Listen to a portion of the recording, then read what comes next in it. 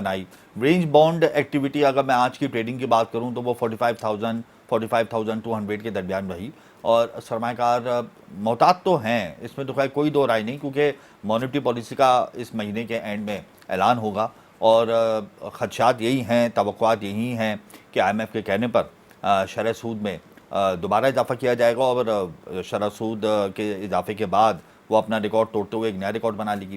तो इस हवाले से बहुत ज़्यादा मोहतात अंदाज देखा गया आज कारोबारी हफ्ते के दूसरे रोज़, और हमने ये देखा कि जिस तरीके से पाकिस्तान स्टॉक एक्सचेंज के अंदर रेंज बाउंड एक्टिविटी जब इतनी महदूद रही तो माइनस में भी गई मार्केट, और माइनस में जब मार्केट गई तो 45,000 की नफसाती हद से गिरकर 100 इंडेक्स 44,900 की नफसातियत पे भी ट्रेड होता हुआ हमने देखा। और एक वक्त ऐसा था कि 150 पॉइंट्स माइनस गई थी मार्केट, तमाम इस वक्त मार्केट ओवरऑल अगर मैं बात करूं तो इतना ज़्यादा हमने देखा कि लॉस नहीं हुआ सरमायाकारों को, लेकिन ऑयल एंड गैस सेक्टर के अंदर हमने देखा कि ख़रीदो फरोख्त हुई शेयर्स की। वॉल्यूम लीडर जो है हमारा बैंकिंग सेक्टर रहा, बैंकिंग सेक्टर के शेयर्स में ख़रीदो फरोख्त हुई।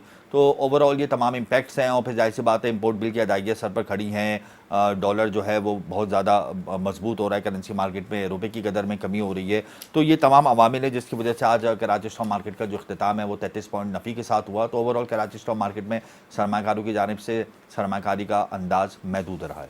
ठीक, अगर करेंसी मार्केट के हवाले से बात करें तो हमजा देखने में आ रहा है कि वैसे तो डॉलर की कदर में उतार चढ़ाव का सिलसिला पिछले काफ़ी दिनों जारी था, लेकिन अब पिछले 2-3 दिनों से कंटिन्यूसली रुपए की कदर में कमी और डॉलर की कदर में इजाफा देखने में आ रहा है। आज कितना इजाफा हुआ? 283 रुपये 4 पैसे पे आज इंडिया बैंक मार्केट में डॉलर बंद हुआ है। 279.26 पर कल बंद हुआ था, यानी 3 रुपये 78 पैसे का इंडिया बैंक मार्केट में आज इजाफा हुआ है।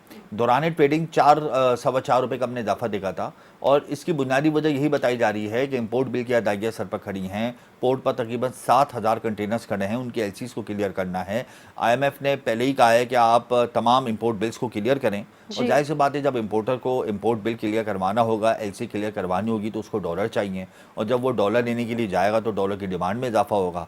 इसीलिए जितने इनफ्लोज आए हैं उससे ज़्यादा हमारे आउटफ्लोज हैं, उससे ज़्यादा हमने अदायगियाँ करनी है, उससे ज़्यादा हमने इंपोर्ट बिल की अदायगियाँ करनी है, कर्जे देने हैं, मुकामी कर्जे देने हैं। तो ये सारा प्रेशर जो डेवलप हुआ है ये डायरेक्ट आया है रुपये पर, और रुपये डेप्रिशिएट हुआ है, और डॉलर हमने देखा है कि 2 दिन में जो है वो अप्रिशिएट हुआ है, बल्कि बड़ी तेज़ी से अप्रिशिएट हुआ है।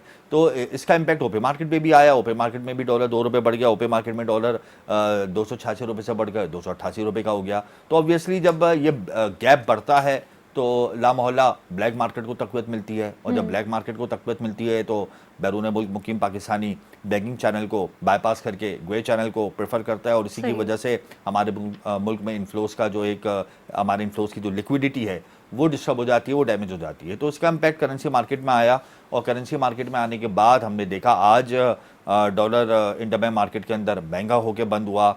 कल हमने उसके अंदर कमी तो नहीं देखी, ना हमने परसों देखी।